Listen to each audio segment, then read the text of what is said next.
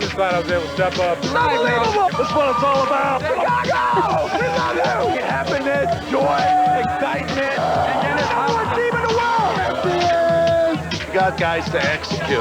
Right now, it couldn't be any better. I'm so happy. I won ring. Can't even speak right now. I'm so elated. I want to enjoy this. We did it. We did it. It took a long struggle, but we made it. Everybody stepped up. No one ran away from their shot. They have won. It took 25 years for the Bulls franchise to win its first NBA championship. The Bulls, the best, the champs. It was such a great feeling. I want to do it again.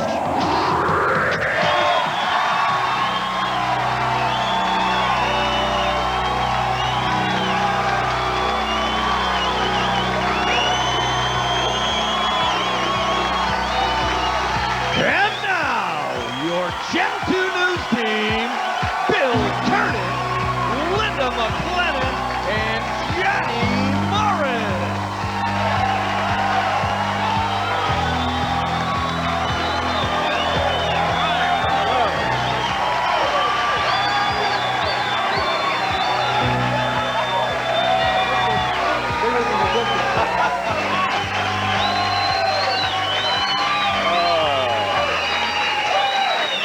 I feel like I just played the game. Good evening. The city of Chicago tonight is indeed a city of champions, isn't it? Yes, The Bulls- sir.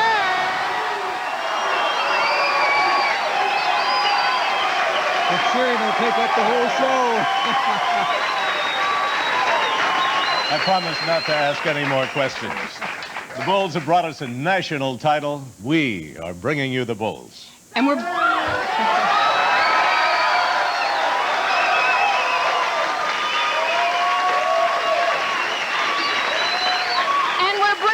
some of the fans, too. They are here, 250 of them.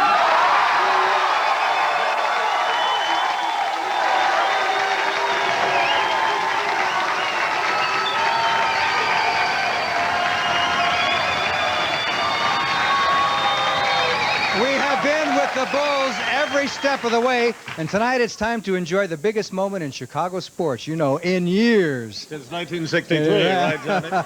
We've got an hour of live Bulls action just ahead. We have plenty of surprises. Channel 2's very own Michael Jordan gets behind the camera to put his dream season to pictures. He may come. He may become a newscaster, a weatherman, a sportscaster. It's home video, and it's Michael like you have never seen him before. And then, imagine being a rookie and winning it all. That's what's happening to Scott Williams, and we will go along for the wild ride. And that's not all. We are going to Disneyland. Here at Walt Disney World. Do we get the fee, too? We get the fee as well. We have a real Cinderella story to tell with special guest appearances from coast to coast back here to Chicago. So, let's get going. Johnny.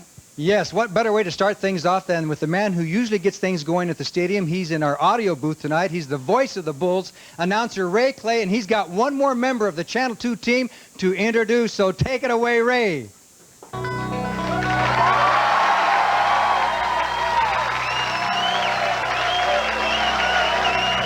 North Carolina, Channel 2's very own, the MVP of both the season and playoffs, 6'6", Michael Jordan.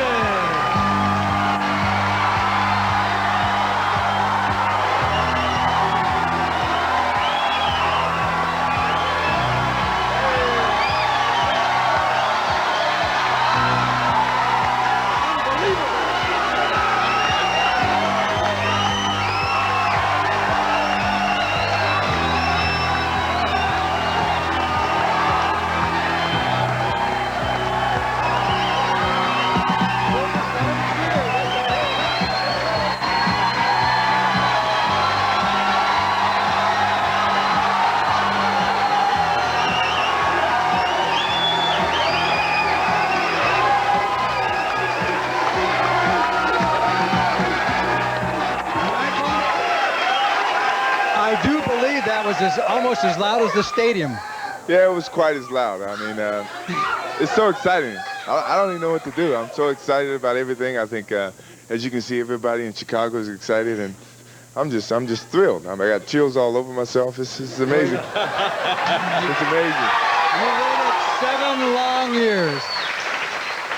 It's been 7 years. I mean, it's been a struggle, but you know, sometimes when you go through a struggle, when you get to that end, or when you get to that horizon, I mean, it's just so much joy that you just can't control some things. And as you saw yesterday, I couldn't control it. You know exactly what you're talking about.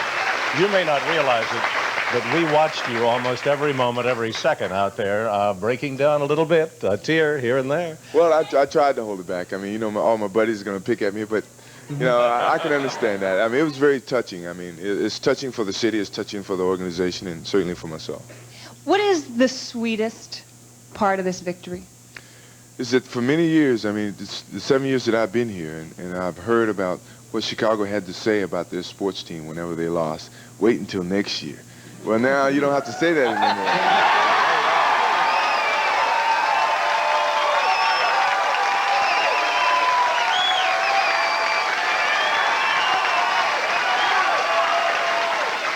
We're going to be having a lot of questions for Michael a little bit later, but first, let's take a moment. We had a chance to talk with Michael, and he had a chance to reflect on what has happened throughout this season, how it came to a culmination with a NBA championship, the first ever. So let's hear what he had to say.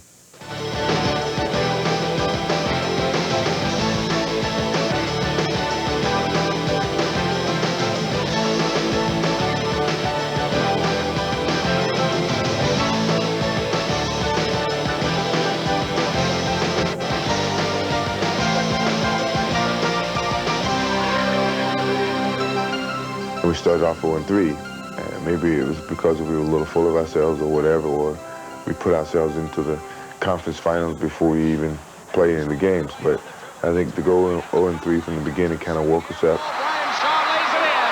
Boston wins. You know, we started to play a little bit better. We started gaining confidence. We started the ball rolling, and as the ball started rolling, we started picking up momentum from different games. Got his own rebound. Back to the hoop.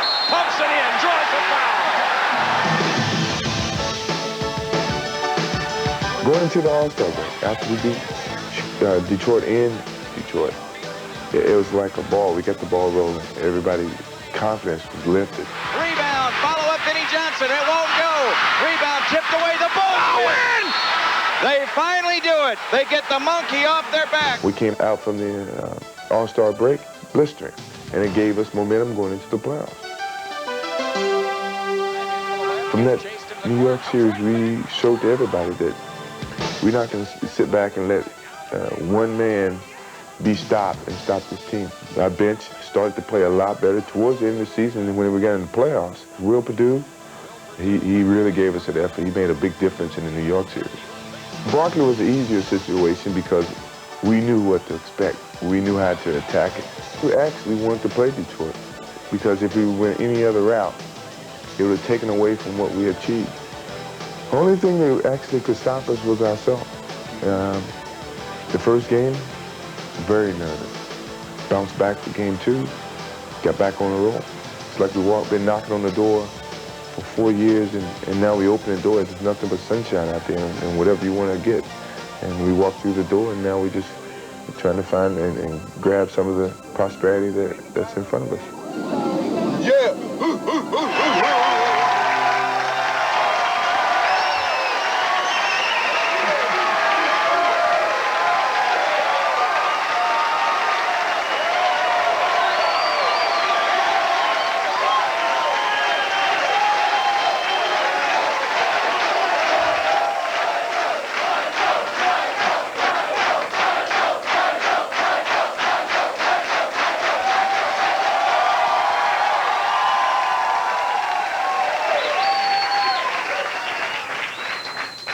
It has truly been a wild ride for the Bulls since the buzzer sounded last night. And if you missed the locker room celebration, here's a chance to relive a moment in sports history, a moment of celebration. And that's what Michael Jordan is feeling right now as he hoists the basketball trophy to the top, the NBA championship trophy. 87, 80. This is it.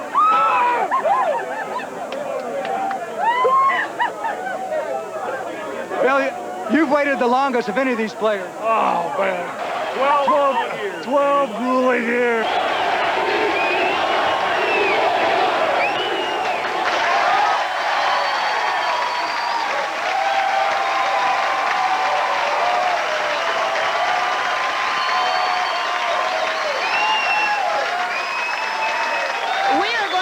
some of our fans and our audience into all this celebration and hear from them. Tell us your name, where you're from. Stuart Myrant from Barrington. And your question for Michael? First of all, Mike, you're beautiful. You brought it home. I do have a question.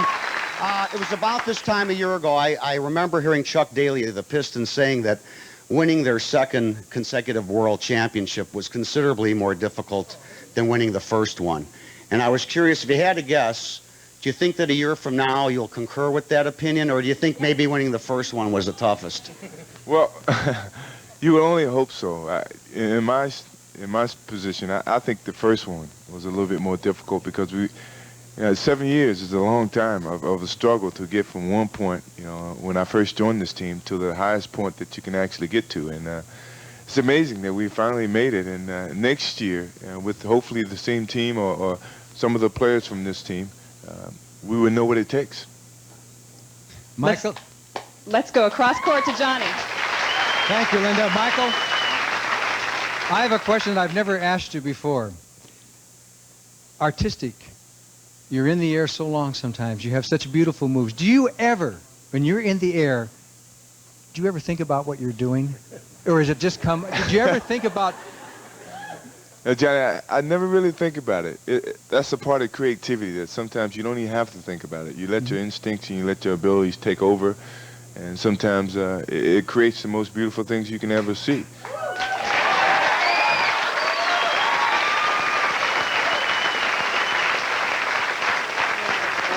So I never practice. I just go out and play and let the situation dictate themselves.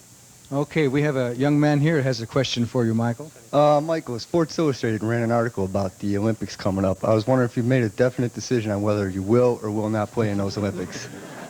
Well, it's so hard to think about it right now with all what's going on. But with myself, I played in the Olympics in 1984, and I feel that other athletes should get the opportunity to participate and represent the country. I would love to do it, but I think it would take so much away from what I have to do for the Chicago Bulls and for our season. It's a long season, and to dedicate myself for another month in the summertime, which is already short, would actually take away from what I want to do for the next season. So right now, I don't think I'm going to participate, and I think it's enough athletes involved to bring the goal back to the United States. But I'm going to cheer for them, but I don't think I'm going to play. Okay, let's switch over to Bill Curtis's section. Thank you, Johnny. I have Mary Kay with me. Where are you from? Chicago. And you have a question for Michael. Mary Kay? Yes, in the first quarter of Game 5, last night's game, the coach called some quick 1 or 2 timeouts. What defensive moves or changes did the coach institute? Well, it wasn't defensively. It was more or less offensively. I think yesterday we were a little rattled. We were wanting to win so badly that sometimes we get out of sync, we get out of our offensive continuity. He was more or less trying to get us more calmed down to go out and play better offense. Our defense was great. Our defense has been very consistent all through the playoffs. He tried to calm us offensively and get into our offense a little bit better. Well, it worked. It worked. You probably wanted to ask, too. I think it worked. The secret to the defense? It's just we got to read each other, playing together for a period of time and knowing the defensive fundamentals and helping out each other. It's a matter of helping out your friend. When your friend gambles, you got to cover his back. And I think this comes from maturity as well as being together for a period of time. And it certainly was very evident in the playoffs for us. It was formidable. We have our Channel 2 team out and about and ready to cover this story just like you have. The Bulls team behind you. Let's go to Lester and find out where he is and what he's got. Lester. Bill, I'm at the Petrillo Bandshell. We've had jazz festivals here, blues festivals, the inauguration of mayors, but tomorrow something I can guarantee has never happened here before. We're going to salute a championship basketball team, a Chicago team. These VIP seats at noon tomorrow will be filled as far as you can see. The grass out there filled all the way to Monroe and Lakeshore Drive. They're expecting a record crowd here. Of course, they've been talking about this celebration now for over a week before the championship was even in hand. Some people would call that counting your chickens before they hatch. But you know what? Part of being a Bulls fan is knowing you got to have faith. The Bulls are on fire!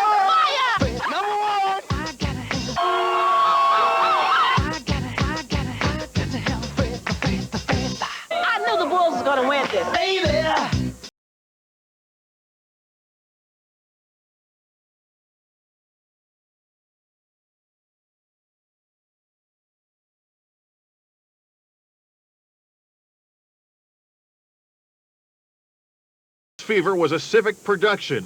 The show off the court, the little guy, so to speak, made all of this more than a game. I'm sitting over here, and I'm ready to play. I'm sweating. More than a game, almost a religion. Wait a minute. It was a religion. That the Bulls may win this game, let us pray to the Lord. In any tongue, the message was the same. Translation? Bulls fever made Chicago see red, see bulls that could fly, see another kind of monster of the Midway. Could it be it was something in the water? Or maybe it came to them in a dream. They have a vision to get something done this time. But any Bulls regular knows vision is not the problem. It's hearing. This is the loudest stadium I've ever seen in my life. The best. Years from now, they'll talk about the loudest streets they ever saw. Who says prayers never get answered? Amen. And amen it is. Here we're on the stage of the Petrollo Band Show where the team will greet Chicago in mass. You think you have a big crowd there? Wait till you guys come out here tomorrow. It's going to be some party.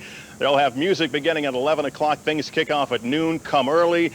Bring the sunblock. Sit back and enjoy. It's going to be a party. We're at the Petrollo Band Show. Bill? And if you can't be there, why, watch it on Channel 2. We'll be there. Believe it or not, for us, the best is still to come. We're finished talking. When we come back right now, more from you, the fans, and the man in the middle, the surprise guest, next.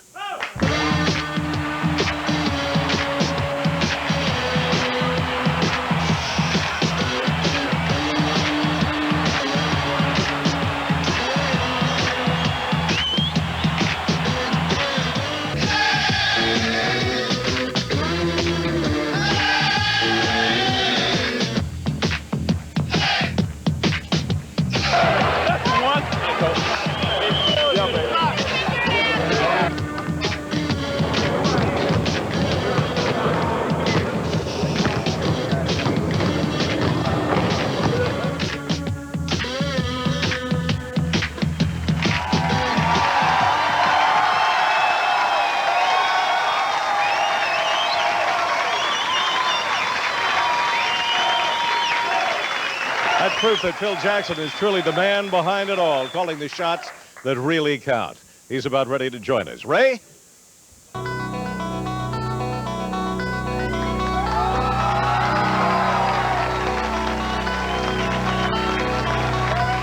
And now, the coach of your NBA champion Chicago Bulls, Channel 2's very own Phil Jackson.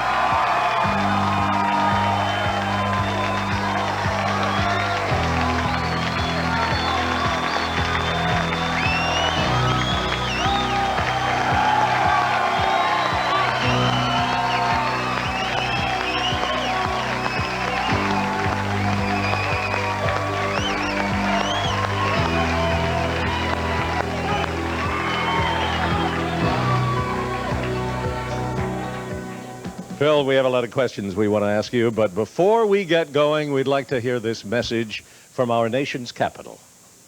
Congratulations to the NBA champions of the world, the Chicago Bulls. On behalf of myself, the entire Quayle family, President George Bush and Barbara, let me just say, job well done. A special congratulations to you, Michael Jordan, on just a tremendous effort in obtaining the Most Valuable Player award. Since I come from the basketball capital of the world, state of Indiana, I respect and know good basketball when I see it. You're simply the very best. So from those of us in Indiana, we'll see you at Market Square Arena right away next year. Thank you very much. Congratulations to you.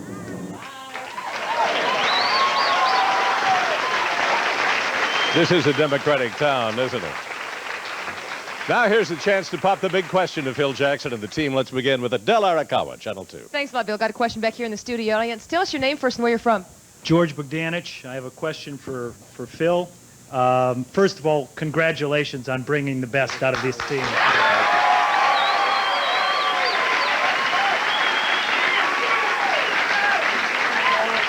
We'd like to know what's it going to take to sign John Paxson and Bill Cartwright, and are you going to be expressing your opinion to the two Jerrys? I think it's obviously been expressed by just the manner in which we play basketball this season. There's no doubt about the fact that without John Paxson and Bill Cartwright on the floor, we're going to have a hard time winning. And this team, expressed their desire to have them on the floor by using them so well. John, particularly in the game last night, showed his importance on the team.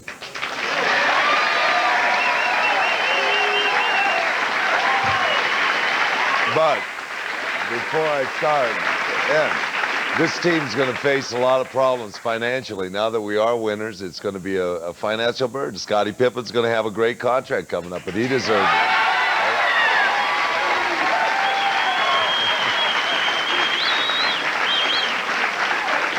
You know, we have the owners sitting right back there. Maybe we can just negotiate it right here. Right here on the floor. Let's just get rid of it as an issue.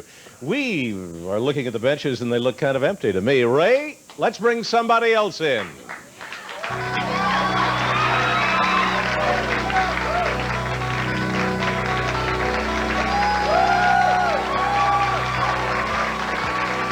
What part of Bill Jackson's coaching brain trust? Assistant coach Jim Clemens.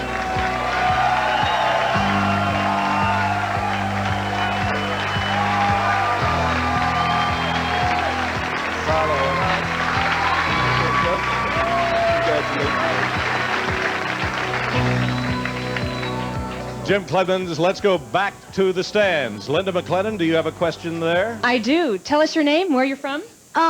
This is Tony Daniels, and I'm from Downers Grove. Coach Jackson, how hard is it, since you have so many great players, how hard is it to pick your starting five? Well, that's not very hard. They've kind of found a way to start. I'll tell you quickly, when we started playing this kind of basketball 2 years ago, we said we're going to play pressure basketball. And John Paxson was the one guard that got up the court and started playing pressure basketball from one end to the other, and that was easy. And from there on out, it all filtered in place. Bill Cartwright at center, Michael, the other guard, Scottie Pippen and Horace at forward. That was pretty easy. There were times when it looked like B.J. Armstrong could press Paxson's position as a starting guard, but he played great off the bench this year. We needed him. From there on out, we kind of all found our spots on this team. It took a while. It was good for us. Thank you. Good question.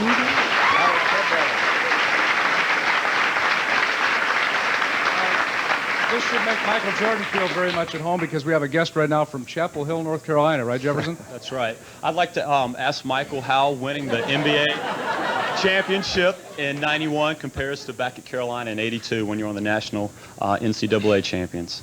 Well, it's a little different because in '82, when I came into college, that was my first year of college, and I kind of walked into a situation that was already established, and I was able to be a part of a winning team. I guess the difference now is that I had to work up from scratch. I saw the different levels of winning a world championship, and I think that's something that can't be replaced. I think that's something that I'm certainly going to carry along with me for a long period of time, those levels of getting to become a champion. And it's unbelievable, and I appreciate it.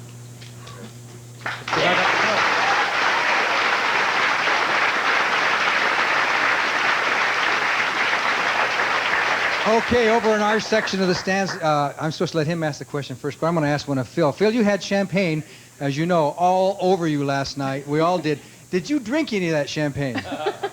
That wasn't for drinking. That champagne was for pouring and splashing. But I had some later, Johnny, I'll tell you that. Later on in the hotel, when we got back to the hotel, I had some with my family. Okay. You had a question for Phil Jackson, wasn't it? Yeah, Coach, how important was it to the team to go through Detroit to get the ring? Well, Michael talked about necessary steps, and I think that was a necessary step because it built us, made us mature, gave us the kind of poise and character that we had to have to sustain.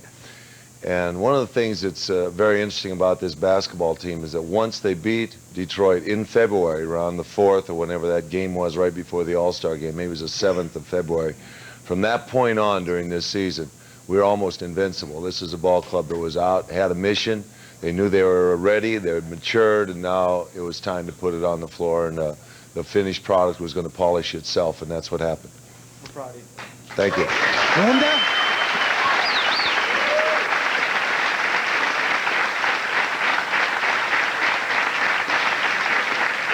This has been a real Cinderella season, and now it's time for Disney World, and you'll see what we mean in just a moment. And then you'll meet Scott Williams, the rookie who hooked up with the right team at the right time. Bulls with the ball down by one. Here's Williams. Nice move.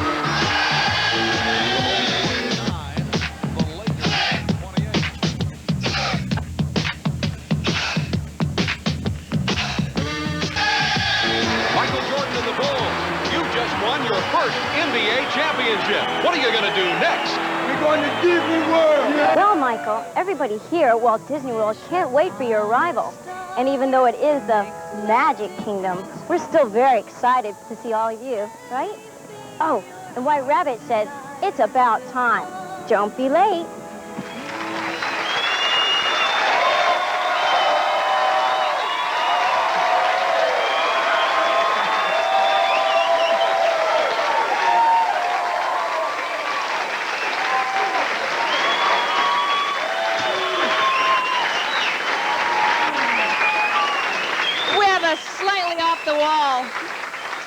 No, a lot off the wall question for Michael. When you were growing up, did you ever think you were going to have to share the spotlight with Mickey Mouse? You know, I didn't know, but I didn't mind because I admired Mickey at the time, but when I was a kid, so I didn't mind at some point in time sharing the spotlight with him. All right. I think we're going to talk a little bit more about Cinderella stories. Bill? I love talking about Cinderella and Mickey. But we want to hear about Disneyland, and we're going to turn to one of our members of the Channel 2 News team, Jay Levine, in the audience. Jay? We're talking about a Cinderella story here, Bill, and this is a story that you really do want to hear. You know, I spent a lot of time out in Los Angeles over the last week or so, and spending there, it just makes you appreciate these Bulls fans that are here in the back.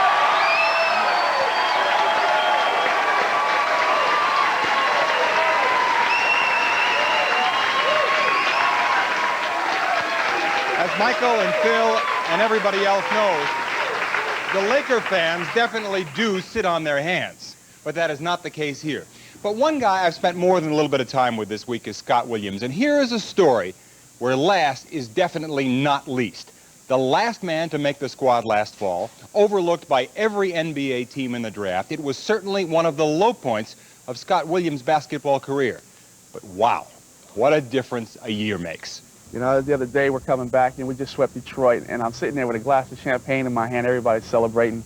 And, you know, I just thought about that, just flashed back, and I was like, you know, last year this time, I was almost literally crying in my beer. Now I'm sitting here and I'm sipping up champagne. What a feeling. Scott Williams earned his seat on the Bulls' champagne flight home after sweeping the hated Pistons. For most of the season, he'd been the last man off the bench. Now he was among the first, a fan's favorite, though in the eyes of the veterans, he was still, as the Nike commercial goes, just a rookie. Gary, tell us what a rookie does. A rookie waits on the veterans hand and foot. He shines their shoes. He buys them lunch. He carries their bags. He washes their cars. Is that the way it is? It is to a certain extent, you know. We go somewhere with a group of guys and it's like, you know, rookie picking up the tab, and I'm like, you know, I'm making a minimum, guys. You guys are making $4 or $5 million. It was a little easier for Williams when fellow North Carolina grad Michael Jordan took him under his wing.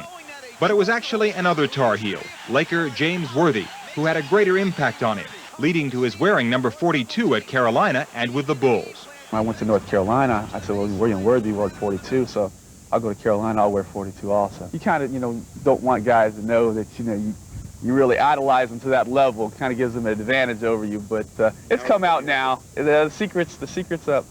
From awestruck Laker fan to batting away key Laker baskets in the final moments of the final game, Scott Williams has not only earned his ring, but also respect. I'm telling you right now, I'm a veteran. I don't have to rack balls anymore. Maybe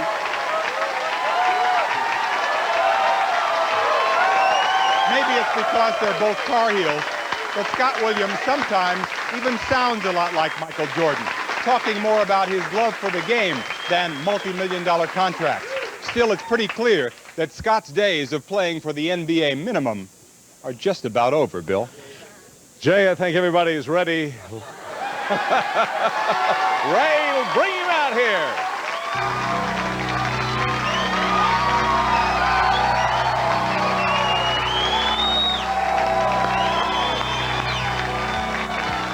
In his rookie season, a 6'10" center from North Carolina, Scott Williams.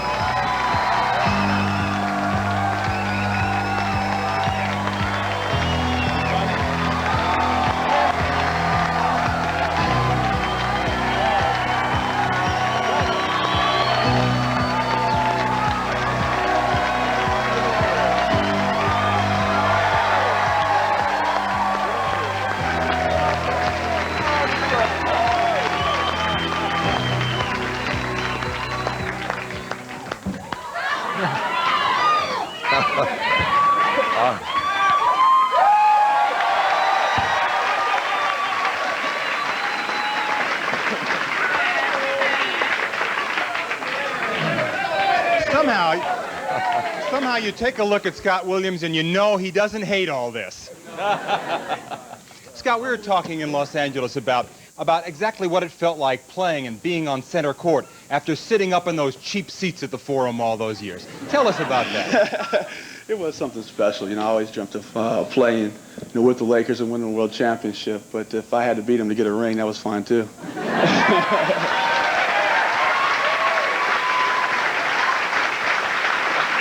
Tell us about the time that James Worthy should have been listening to Pat Riley and instead was fooling around with you. Well, I used to go down to the stadium there and with my buddy of mine, Sean Young, and we would always get there a little late because I was getting out of basketball practice and fighting traffic all the way down there. And one day we were walking to our seats and went up behind a bench, and Worthy was sitting on a bench listening to Riley diagram the next play. Well, he saw me coming and just turned around and stood up and shook my hand and started carrying on a little conversation with me. About the time, about 3 or 4 ushers came over and about threw me out of the place. I got a little nervous after that, so I didn't go behind the bench anymore. No throwing him out now, Linda. Thanks, Jay. For Scott and most of these Bulls, the dream began years and years ago on a dusty playground court. Next, we're going to visit some of those legendary courts where kids are dreaming championship dreams already. Go on, baby.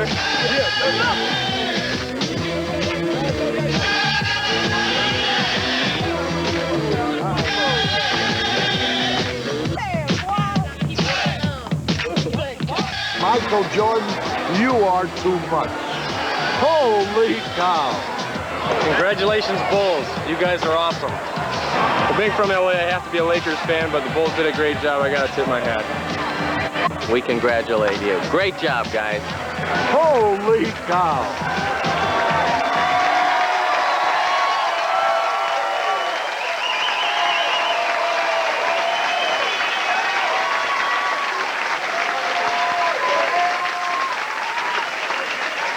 Of course, the Cubbies aren't the only ones toasting our Bulls. Let's listen in now to a special message from another special Chicagoan. I want to say to all of you guys that I never had any doubt that the Bulls were going to be the champions and that your performance was just as awesome as we all expected on the court. But what impressed me so much and the whole world, I think, was the way you guys handled yourselves after the game. From the prayer to your enthusiasm, the sense of grace and dignity, you showed the entire world what it's like to be first class.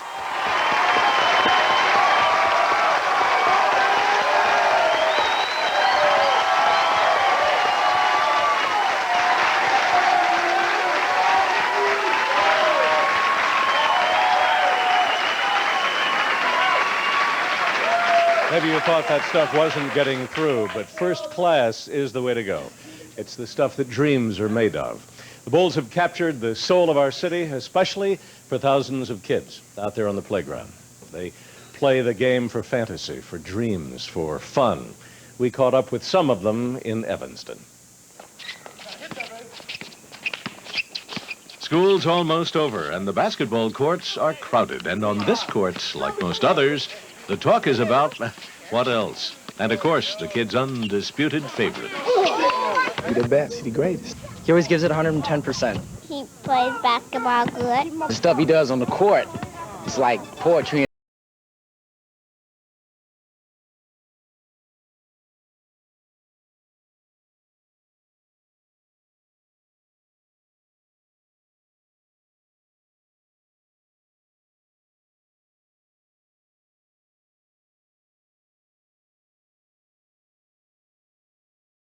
know two things. I only know one thing about him. What? Is only he can score 44 points in only 5 games. Well, that's one thing. What's the other one? I've got no idea. I have no idea. These kids are pretty serious about their basketball and their Bulls. And when it comes to their hero, they appreciate more than Michael's great show on the court. They're watching his every move off the court, too, listening closely to what he has to say, not just about his shoes or his favorite soda. He tells kids to stay off of drugs, and I think that it helps kids. I heard when he was little, he was rejected as a player, but he just said, well, I'm going to be the best there is, and he accomplished it. He's always talking about staying in school, get education, and, you know.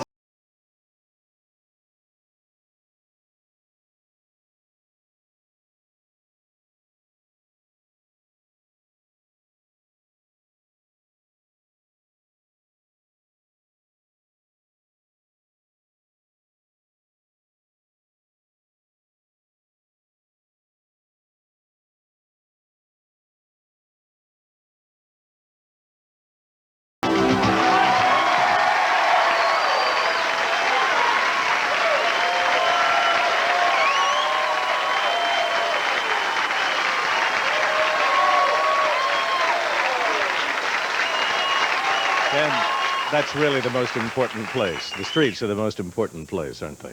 Let's get some more questions from the stands. All right, let's go to our studio audience. Stand up. Let us see you here. And tell me your name, where you're from, and your question. My name is Charlotte Hunt, and I'm from the South Side. Michael, since we couldn't be in the locker room, how did it feel to hold the trophy? Well, it was very dear to me. I mean, it was like something that you always wanted it, as a kid. And finally, like for your birthday or something, you got it. You never want to let go of it. You want to sleep with it. You just want to hold it. I mean... Michael, that brings up a follow-up question now. Did the trophy actually go in bed between you and Juanita? Yes or no? No, I mean, I said it would, but, you know, I'm smart. Out, right? I'm smarter than that, I know. All right. Bill?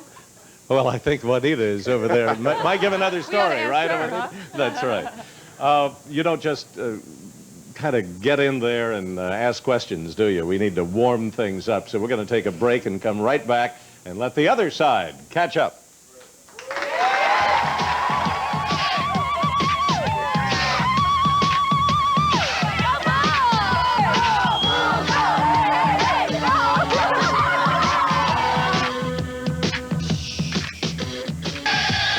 The city's proud. This is the greatest sports town in America. This is the greatest town in America, period.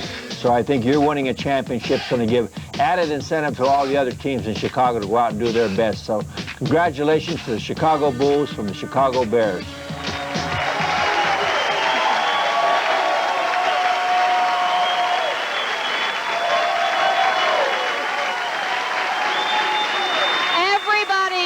Everybody is celebrating this Bulls championship, but there is a lot of history behind all this.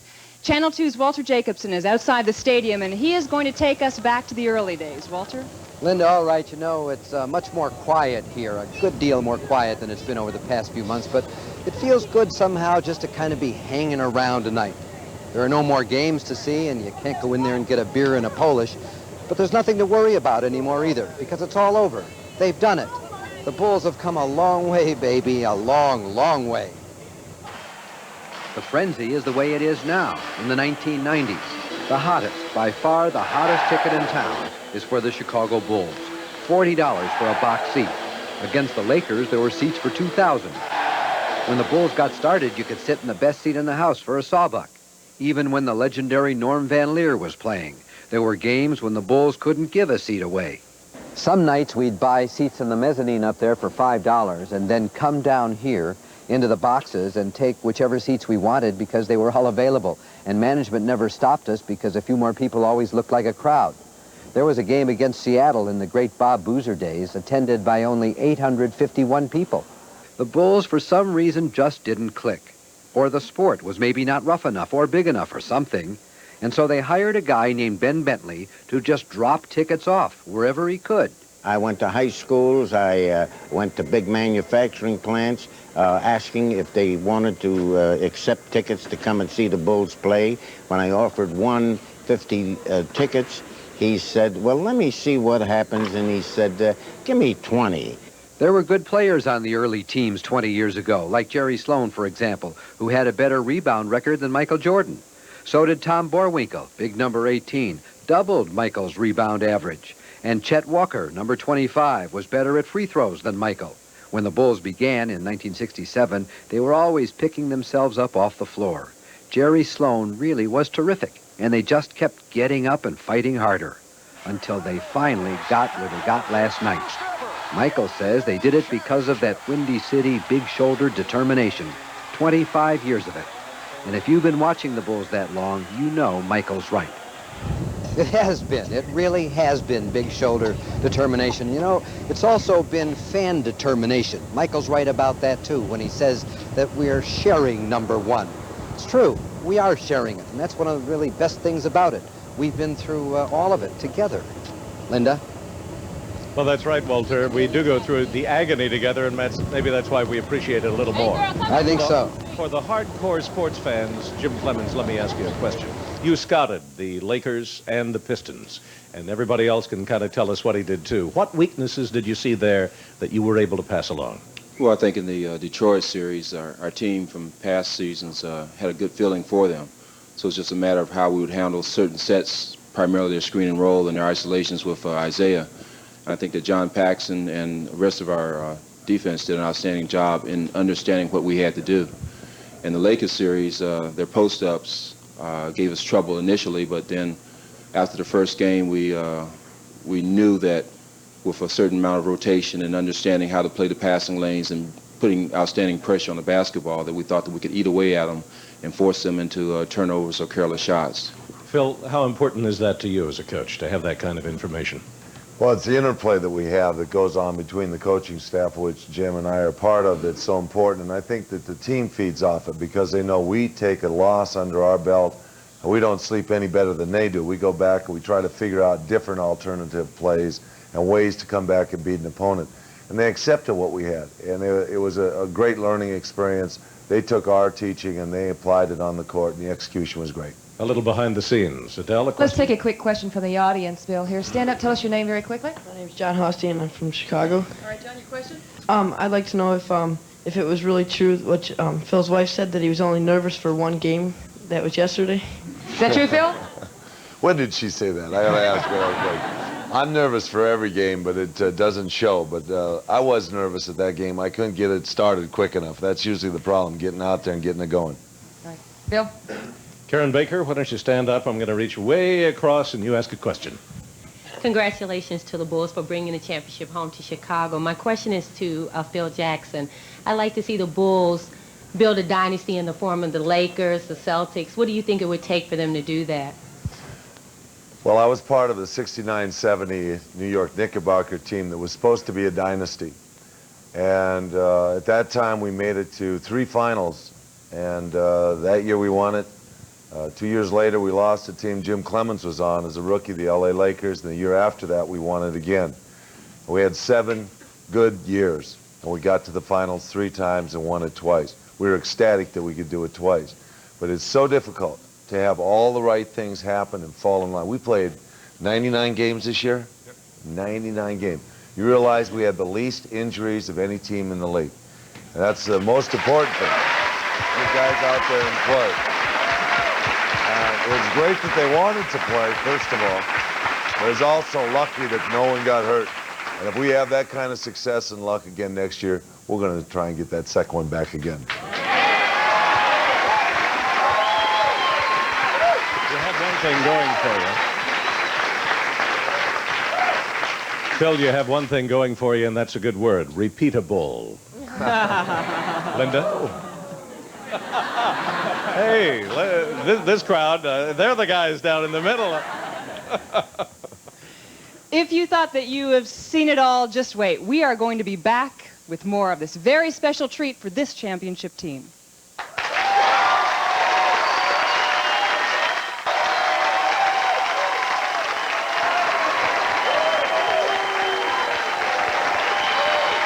No party should go without a clown. And we have a world-class clown in Chicago. He set the standard. He's Chicago's very own goodwill ambassador. Let's bring out the one and only Bozo the Clown. Well, hi there. Hi there. Hi. Good to see you. Hello. Hi. How are you? Good to see you. Thank you. Well, shades of Mrs. O'Leary. Look at that thing smoke, I tell you. Michael, I'm supposed to present this to you. It represents the key to the hearts of everyone here in Chicago. Yes? Actually, I found it in back. They use this to wind up Walter Jacobson. Whoa. I tell you. Well, I want you to know it was terrific. Was this some season or what? It was great. I got to tell you, Coach. Thanks, Michael. This was something. That was. Hi, Bill. Thanks for coming. Good to see you. All right, well, I got to go. Tie your head red. Bozo the Clown through the Lovables. We thank the Lovables. We thank 250 of the greatest fans Chicago has. And I know that everybody...